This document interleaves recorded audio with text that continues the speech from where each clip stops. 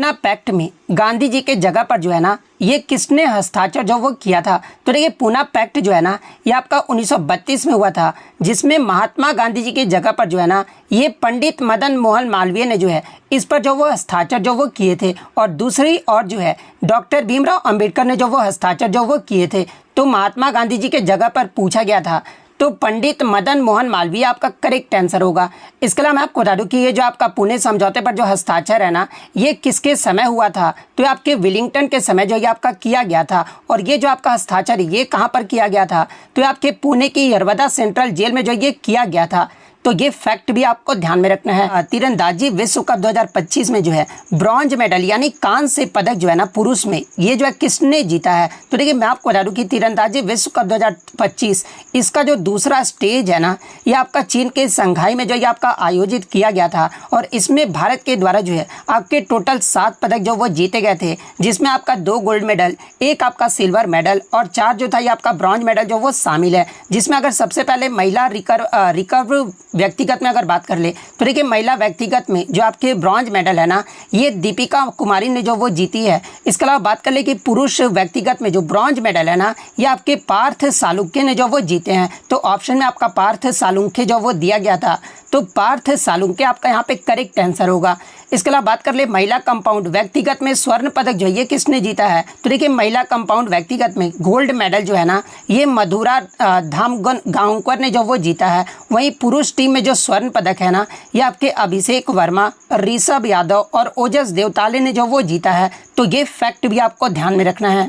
Next आपका question यहाँ पर आता है कि दक्षिण पश्चिम और उत्तरी पूर्वी मानसून से जो है कहाँ वर्षा जो है ना ये सबसे ज़्यादा होती है। तो देखिए दक्षिण पश्चिम मानसून में जो है सबसे ज़्यादा जो वर्षा है ना ये आपके पश्चिमी तट यानी केरल का मालाबार तट पर, इसके अलावा पश्चिमी घाट और पूर्वोत्तर भारत में जो है ये सबसे अधिक जो है वर्षा होती है। इसके अलावा उत्तर पूर्वी मानसून में सबसे ज़्यादा जो वर्षा है ना ये आपके तमिलनाडु और पुडुचेरी में होती है। नेक्स्ट क्वेश्चन आपका यहाँ पर आया था कि अरुणाचल प्रदेश में जो है हिमालय जो है ना ये आपका किस दिशा में है। तो देखिए अरुणाचल प्रदेश में हिमालय की जो सामान्य दिशा है ना ये आपके दक्षिण पश्चिम से जो है उत्तर पूर्व की ओर है। तो दक्षिण पश्चिम से उत्तर पूर्व आपका करेक्ट आंसर होगा। और ये जो आपका क्षेत्र है ना ये आपके असम हिमालय या फिर अरुणाचल हिमालय के नाम से भी जो वो जाना जाता है, जो कि आपका तीस्ता नदी से लेकर जो है ये आपका ब्रह्मपुत्र नदी तक जो ये फैला हुआ है। तो ये वाला ऑप्शन आपका करेक्ट आंसर होगा।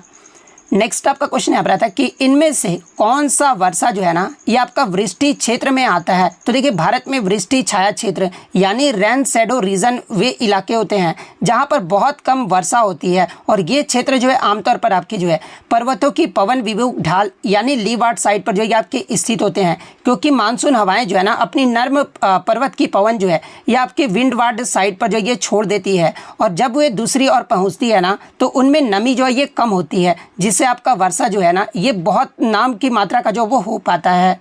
और देखिए भारत के प्रमुख अगर वृष्टि छाया क्षेत्र की बात कर ले तो देखिए महाराष्ट्र का जो विदर्भ क्षेत्र है ये आपका वृष्टि छाया क्षेत्र के अंतर्गत आ जाता है। इसके अलावा आंध्र प्रदेश का तेलंगाना क्षेत्र भी आ जाता है, कर्नाटक का उत्तरी कर्नाटक पठार भी आ जाता है, पश्चिमी घाट का पूर्वी ढाल जैसे कि पुणे क्षेत्र भी आपका आ जाता है। और ऑप्शन में आपका पुणे क्षेत्र ही जो वो दिया गया था, तो पुणे क्षेत्र आपका करेक्ट आंसर होगा। इसके अलावा तमिलनाडु का कोरोमंडल तट, इन क्षेत्रों में जो है ना आपका बहुत कम जो ये आपका वर्षा होती है। और यहाँ की जलवायु जो है अपेक्षाकृत जो है आपका शुष्क भी जो वो रहता है। तो पुणे क्षेत्र आपका यहाँ पे करेक्ट आंसर होगा। नेक्स्ट क्वेश्चन आपका यहाँ पर आता है कि where was the 24th world sustainable development summit 2025 held, यानी 24वां विश्व सतत विकास शिखर सम्मेलन जो है ना ये आपका 2025 में कहाँ पर आयोजित किया गया था। तो देखिए 24वां विश्व सतत विकास शिखर सम्मेलन जो है ना ये आपका 5 से 7 मार्च 2025 तक जो है ये आपका नई दिल्ली में आयोजित किया गया था। तो नई दिल्ली आपका करेक्ट आंसर होगा। इसके अलावा बात कर ले कि इस शिखर सम्मेलन का जो है थीम यानी विषय जो ये क्या रहा था। तो देखिए इसका जो विषय है ना ये सतत विकास और जलवायु समाधान में जो है तेजी लाने की साझेदारी जो है ये आपका विषय रहा था। वहीं अगर बात करें कि इसका उद्घाटन जो ये किसके द्वारा किया गया था, तो देखिए इसका जो उद्घाटन है ना ये केंद्रीय पर्यावरण, वन और जलवायु परिवर्तन मंत्री भूपेंद्र यादव के द्वारा जो है ना इसका उद्घाटन जो वो किया गया था। और इसका आयोजन जो ये किसने किया था, तो देखिए इसका जो आयोजन है ना ये आपके ऊर्जा और संसाधन संस्थान यानी टेरी के द्वारा जो है इसका आयोजन जो वो किया गया था। और ऊर्जा और संसाधन संस्थान यानी टेरी का जो मुख्यालय ये कहाँ पर स्थित है, तो ये आपका नई दिल्ली में स्थित है। तो ये सारे फैक्ट जो आपको ध्यान में रखना है। नेक्स्ट आपका क्वेश्चन यहाँ पर आया था कि 2.5 दिन का झोपड़ा जो मस्जिद है ना, ये किस वंश के काल में जो ये आपका बनाया गया था। तो देखिए ये जो आपका 2.5 दिन का झोपड़ा जो मस्जिद है ये आपका राजस्थान के अजमेर में है। और 2.5 दिन का झोपड़ा मस्जिद का जो निर्माण है ना, निर्माण जो है ये आपका दिल्ली सल्तनत के जो है गुलाम वंश, जिन्हें मामलुक वंश भी जो वो कहा जाता है, इनके दौरान हुआ था। और इसे जो आपका 1192 ईस्वी में जो है कुतुबुद्दीन ऐबक ने जो है अफगानी सेनापति मोहम्मद गौरी के आदेश पर जो ये आपका बनवाया था। तो गुलाम वंश या फिर ममलुक वंश, जो भी ऑप्शन में आपका दिया गया होगा वो आपका यहाँ पे करेक्ट आंसर होगा। नेक्स्ट आपका क्वेश्चन यहाँ पर आया था कि cooperation is related to which governor general in 1915, यानी 1915 में जो है सहकारिता जो है ना ये किस गवर्नर जनरल से संबंधित है। तो देखिए 1915 में भारत के गवर्नर जनरल हार्डिंग जो थे, जिनका कार्यकाल आपका जो है 23 नवंबर 1910 से लेकर जो है 1916 तक जो आपका रहा था। और इसी के दौरान जो है सहकारिता आंदोलन के अध्ययन के लिए जो है 1915 में सर एडवर्ड मैकलेगन की अध्यक्षता में जो है एक समिति जो ये आपका गठन जो वो किया गया था। तो अगर अध्यक्षता में पूछा गया होगा तो सर एडवर्ड मैकलेगन आपका करेक्ट आंसर होगा। लेकिन आपसे अगर गवर्नर जनरल के बारे में पूछा गया होगा तो फिर आपका हार्डिंग जो आपका करेक्ट आंसर होगा। तो इन दोनों में से आपका जो भी दिया गया होगा वो आपका यहाँ पे राइट आंसर हो जाएगा।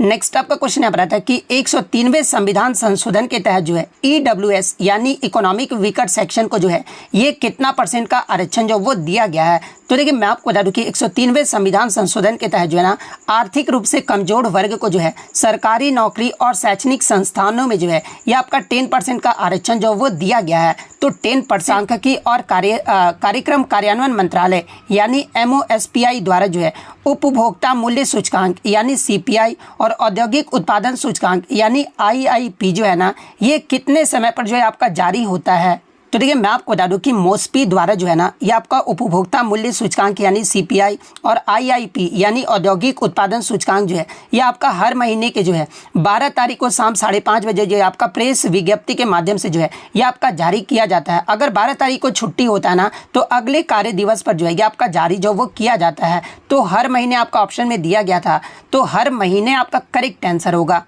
नेक्स्ट आपका क्वेश्चन यहाँ पर आता है कि कुआं तालाब से पानी लेने और मनोरंजन स्थल में शामिल होने के अधिकार पर किसी भी नागरिक के साथ जाति, धर्म, लिंग, जन्म स्थान या फिर वंश के आधार पर जो है भेदभाव नहीं किया जाएगा। ये जो है भारतीय संविधान के जो है किस अनुच्छेद में जो ये आपका कहा गया है। तो देखिए मैं आपको बता दूं कि आर्टिकल 15 में ये आपका स्पष्ट रूप से कहा गया है कि अनुच्छेद 15 के क्लोज 2 के अनुसार जो है किसी भी नागरिक को इन आधारों पर यानी दुकानों, होटलों, सार्वजनिक भोजनालय, सार्वजनिक मनोरंजन स्थल, कुआं, स्नान घाटों, तालाब, सड़कों और सार्वजनिक स्थलों में प्रवेश या उपयोग से जो है आपका नहीं रोका जा सकता है। ये जो आपका अनुच्छेद 15 के क्लोज 2 में जो आपका स्पष्ट रूप से जो वो कहा गया है।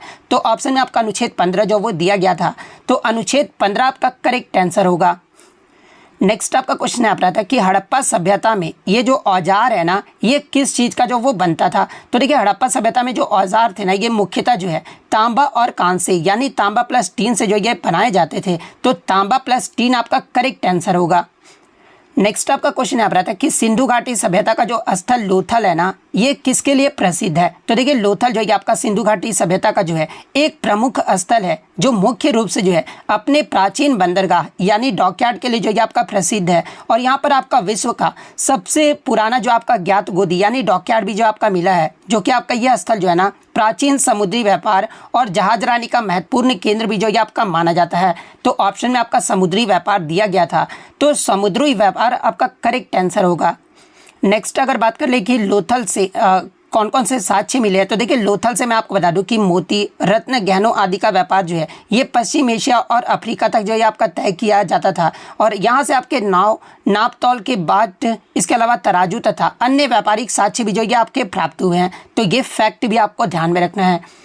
नेक्स्ट आपका क्वेश्चन यहाँ पर आता है कि what is the function of F5 in MS power point, यानी MS पावर पॉइंट में जो है F5 का जो फंक्शन है ना ये क्या होता है। तो ये आपका स्टार्ट है slide show from the current slide यानी MS पावर पॉइंट में जो है कीबोर्ड पर किसी का उपयोग जो है ये आपका स्लाइड शो को देखने के लिए जो है F5 का इस्तेमाल जो वो किया जा सकता है। तो स्लाइड शो आपका करेक्ट आंसर होगा। नेक्स्ट आपका क्वेश्चन यहाँ पर आता है कि शेखर कपूर को जो है 2025 में किस क्षेत्र के लिए जो है पद्म भूषण अवार्ड से जो है आपका सम्मानित किया गया है। तो देखिए शेखर कपूर को 2025 में जो है ना ये आपके कला के क्षेत्र में जो है इन्हें पद्म भूषण अवार्ड से जो वो सम्मानित किया गया है। तो कला का क्षेत्र आपका करेक्ट आंसर होगा। इसके अतिरिक्त मैं आपको बता दूं कि 2025 में जो है आपके 139 लोगों को जो है पद्म अवार्ड से सम्मानित किया गया है, जिसमें 7 को आपका पद्म विभूषण से, 19 लोगों को जो है आपका पद्म भूषण से और 113 लोगों को जो है ना यह आपका पद्मश्री अवार्ड से जो वो सम्मानित किया गया है, जिसमें 7 पद्म विभूषण के बारे में मैं आपको बता देता हूं, जहां से आगे की शिफ्ट में आपके प्रश्न जो वो पूछे जाएंगे। जैसे कि पहले आपके जो है दुव्वूर नागेश्वर रेड्डी हैं, जो कि इन्हें जो आपका मेडिसिन यानी दवा के क्षेत्र में जो है इन्हें आपका पद्म विभूषण पुरस्कार से सम्मानित किया गया है और ये जो आपका तेलंगाना राज्य से संबंधित है। न्यायमूर्ति श्री जगदीश सिंह खेहर को जो है ये आपका सार्वजनिक मामलों के क्षेत्र में जो इन्हें प्रदान किया गया, जो कि आपके चंडीगढ़ से संबंधित है। श्रीमती कुमुदनी रजनीकांत लखिया ये जो आपके कला के क्षेत्र से संबंधित है और जो कि गुजरात से संबंधित है। लक्ष्मी नारायण सुब्रमण्यम को जो कि आपका कला के क्षेत्र में जो वो सम्मानित किया गया, जो कि कर्नाटक राज्य से संबंधित है। इसके अलावा MT वासुदेव नायर इन्हें जो आपका मरणोपरांत जो है साहित्य और शिक्षा के क्षेत्र में प्रदान किया गया, जो कि केरल राज्य से संबंधित है। ओसामू सुजुकी इन्हें भी जो आपका मरणोपरांत जो है व्यापार और उद्योग के क्षेत्र में प्रदान किया गया है, जो कि आपके जापान देश से जो वो संबंधित है। शारदा सिन्हा जिन्हें मरणोपरांत जो है कला के क्षेत्र में, जो कि आपका बिहार कोकिलाबेन ने कहा जाता है और ये जो आपके बिहार राज्य से संबंधित थी। तो ये 7 का नाम आपको ध्यान में रखना और इनका क्षेत्र भी जो है आपको ध्यान में रखना है। तो ये तो आपके 7 पद्म विभूषण के बारे में हो गया। पद्म भूषण की बात करें तो ये तो मैं आपको ज़्यादा नहीं बताऊंगा क्योंकि वीडियो लंबा हो जाएगा। तो आप 19 पद्म पुरस्कार विजेता को आप देख लीजिए, इनका क्षेत्र और राज्य जो है वो जरूर देख लीजिएगा, ठीक है। यहाँ से एग्जाम में प्रश्न आपका बनेगा। ऐसे मैं क्या करूँगा कि इसका PDF जो आपको टेलीग्राम पर अपलोड कर दूंगा। टेलीग्राम का आपका लिंक आपको डिस्क्रिप्शन में जो वो देखने को मिल जाएगा। और देखो ऐसे क्वेश्चंस खोलना है, आपको रटना नहीं होता, बस आपको नाम देख लेना, क्षेत्र आपको देख लेना, आपको वहाँ पर ऑप्शन के अकॉर्डिंग जो है आपको वहाँ पर ध्यान आ जाएगा। तो ऐसे क्वेश्चंस को आप रटा मत कीजिए कभी भी। नेक्स्ट आपका क्वेश्चन यहाँ पर आता है कि 1857 की क्रांति का जो है मुख्य कारण जो है इनमें से कौन सा नहीं रहा था। तो देखिए 1857 की क्रांति के अगर मुख्य कारण की मैं बात कर लूँ तो देखिए एक तो आपका राजनीतिक अधिग्रहण यानी सहायक संधि, व्यवगत की नीति, इसके अलावा आर्थिक शोषण, सामाजिक धार्मिक हस्तक्षेप जैसे कि ईसाईकरण के प्रयास, सती प्रथा का अंत, इसके अलावा सैनिक असंतोष यानी चर्बी वाले कारतूस का मुद्दा, कम वेतन, असमान व्यवहार, ये सभी जो कारण थे ना ये आपके 1857 की क्रांति का जो है ये मुख्य कारण रहा था। तो इनमें से आपका 3 तो ऑप्शन में दिया गया होगा। इसके अलावा जो चौथा ऑप्शन होगा ना वही जो आपका यहाँ पे करेक्ट आंसर होगा। नेक्स्ट आपका क्वेश्चन यहाँ पर आता है कि निम्नलिखित में से कौन से स्थान पर जो है हमेशा वर्षा जैसी स्थिति जो है ये आपकी बनी रहती है। तो देखिए मैं आपको बता दूं कि भारत के मेघालय राज्य का ये जो आपका मौसिन राम जो स्थान है ना यहाँ पर लगभग जो है हमेशा वर्षा जैसी स्थिति जो वो बनी रहती है और यहाँ पर औसतन जो आपका सालाना जो आपका वर्षा होती है ना ये आपका 11,871 मिलीमीटर से भी जो है ये आपका अधिक वर्षा होता है। तो मेघालय ऑप्शन में दिया गया था, तो मेघालय आपका करेक्ट आंसर होगा। नेक्स्ट आपका क्वेश्चन आ रहा था कि मैंडलीव की आवर्त सारणी में जो है आयोडीन तत्व को जो है ना ये किस वर्ग में जो वो रखा गया है। तो देखिए मैंडलीव की आवर्त सारणी में आयोडीन तत्व को जो है ना ये आपका 7वें समूह में जो है आपका रखा गया है और 7वें समूह को ही जो है ये आपका हैलोजन समूह भी जो वो कहा जाता है। और 7वें समूह में और कौन कौन से तत्व आ जाते हैं तो देखिए फ्लोरीन, क्लोरीन, ब्रोमीन, आयोडीन और एस्टेटिन, ये सभी जो तत्व है ना ये आपके 7वें समूह में ही आ जाते हैं। तो 7वां ग्रुप आपका करेक्ट आंसर होगा। इसके अलावा आगे की शिफ्ट में अगर आपसे पूछा जाए कि मैंडलीव की आवर्त सारणी में जो है सोडियम को जो है किस वर्ग में रखा गया है, तो देखिए सोडियम तत्व को जो है ना ये आपका ग्रुप 1 यानी पहले वर्ग में जो है आपका रखा गया है और ग्रुप 1 को ही जो है ये आपका क्षार धातु वर्ग भी जो वो कहा जाता है। तो ये फैक्ट भी आपको ध्यान में रखना है। नेक्स्ट आपका क्वेश्चन यहाँ पर आता है कि ग्राम पंचायत का सबसे निचले स्तर जो है ये कौन सा होता है। तो देखिए ग्राम पंचायत जो है ना ये पंचायती राज व्यवस्था का जो है सबसे निचला स्तर होता है और ये ग्राम पंचायत स्तर पर जो है स्थानीय स्वशासन की इकाई है जो गांव के प्रशासन और विकास कार्यों के लिए जो ये आपका जिम्मेदार होता है। इसके ऊपर पंचायत समिति यानी ब्लॉक या फिर मंडल स्तर, इसके बाद सबसे ऊपर जो होता है ना ये आपका जिला परिषद होता है। तो ऑप्शन में आपका ग्राम जो वो दिया गया था यानी गाँव जो वो दिया गया था, तो गाँव आपका करेक्ट आंसर होगा। नेक्स्ट आपका यहाँ पर आता है कि ग्लोबल हंगर इंडेक्स में जो है भारत की जो स्थिति है ना ये क्या रही है। तो देखिए भारत ग्लोबल हंगर इंडेक्स में 2024 में जो है ना ये आपका 127 देशों में जो है ये आपका 105वें स्थान पर जो वो रहा है। और भारत का जो GHI स्कोर है ना ये आपका 27.3 रहा था, जो कि आपका गंभीर भूख की श्रेणी में आता है। और ऑप्शन में आपका गंभीर जो वो दिया गया था, तो गंभीर आपका करेक्ट आंसर होगा। इसके अलावा भारत की स्थिति उनके पड़ोसी देशों की बात कर ले तो देखिए ग्लोबल हंगर इंडेक्स 2024 में श्रीलंका का जो स्थान है ये आपका 56 रहा था, नेपाल का 68, बांग्लादेश का आपका 84 रहा था, जो कि आपका भारत से आगे है, जबकि पाकिस्तान 109 और अफगानिस्तान जो है ये आपका 116, जो कि भारत इससे जो वो बेहतर है। तो इनकी रैंकिंग भी, पड़ोसी देश का रैंकिंग भी आप ध्यान में रखिएगा। इसके अलावा मैं आपको बता दूं कि रिपोर्ट के अनुसार जो है भारत में बच्चों में जो है कुपोषण, स्टंटिंग यानी बौनापन और वेस्टिंग यानी कम वजन जैसी समस्याओं जो है ये आपका प्रमुख कारण जो वो रहा है। और पिछले बार भारत जो है ना ये आपका 111वें पायदान पे रहा था, यानी इस बार जो है थोड़ा सा सुधार जो वो देखने को मिला है।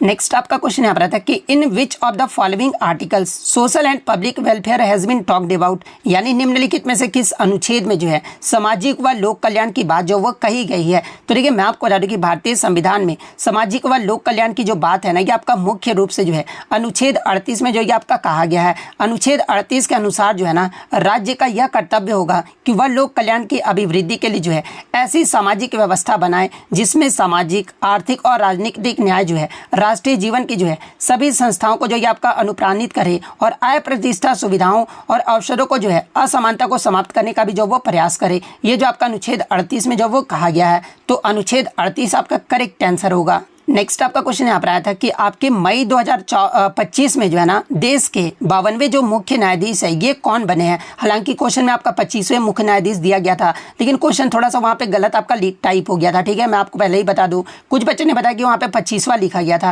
लेकिन मैं आपको बता दूं कि 14 मई 2025 से जो है देश के जो 52वें मुख्य न्यायाधीश बने हैं ना ये आपके जस्टिस भूषण राम कृष्ण गवई यानी BR गवई जो वो बने हैं। तो BR गवई आपका यहाँ पे करेक्ट आंसर होगा। और ये जो आपका कार्यभार जो संभालेंगे ना ये आपका 23 नवंबर 2025 तक जो ये कार्यभार जो वो संभालेंगे।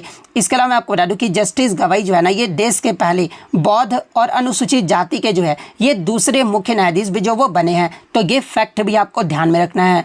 नेक्स्ट आपका क्वेश्चन यहाँ पर आया था कि दक्षिण भारत की सबसे ऊंची चोटी अनाई मुड़ी है, और ये जो आपका अनाई मुड़ी है ना ये किन 3 पर्वत श्रृंखलाओं के मध्य जो है आपका स्थित है। तो देखिए दक्षिण भारत की जो सबसे ऊंची चोटी है ये आपका अनाई मुड़ी है, जो कि आपका केरल राज्य के जो है ना एराविकुलम राष्ट्रीय उद्यान में स्थित है। और ये जो चोटी है आपका 3 प्रमुख पर्वत श्रृंखलाएं यानी आपका इलायची, जिसे आपका कार्डमम भी कहा जाता है, यानी इलायची पहाड़ियाँ, इसके अलावा अन्नामलाई पहाड़ियाँ और पालनी पहाड़ियाँ के संगम के जो है ये 3 जंक्शन पर जो है आपका स्थित है। तो ये तीनों जो आपका यहाँ पे करेक्ट आंसर होगा। और यहाँ से तीनों पहाड़ियाँ जो है ना ये अलग अलग दिशाओं में फैलती है, जो कि दक्षिण में इलायची, उत्तर में आपका अन्नामलाई और उत्तर पूर्व में जो है ना ये आपका पालनी पहाड़ियाँ हैं। तो ये फैक्ट भी आपको ध्यान में रखना है।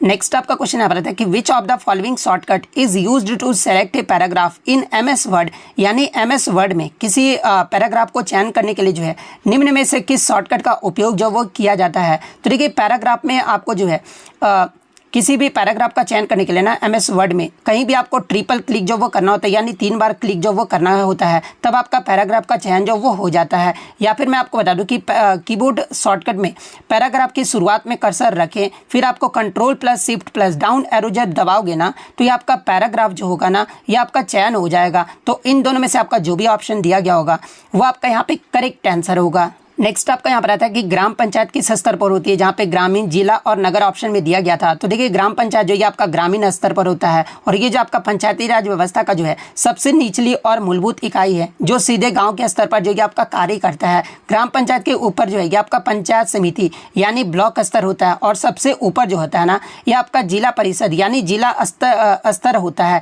जो कि आपका नगर यानी शहर स्तर पर जो है ये नगर पालिका या फिर नगर निगम जो ये कार्य करते हैं। जो कि आपका इसका जो राइट आंसर होगा ना वो क्या हो जाएगा, तो ये आपका ग्रामीण स्तर हो जाएगा। तो ग्रामीण स्तर आपका करेक्ट आंसर होगा।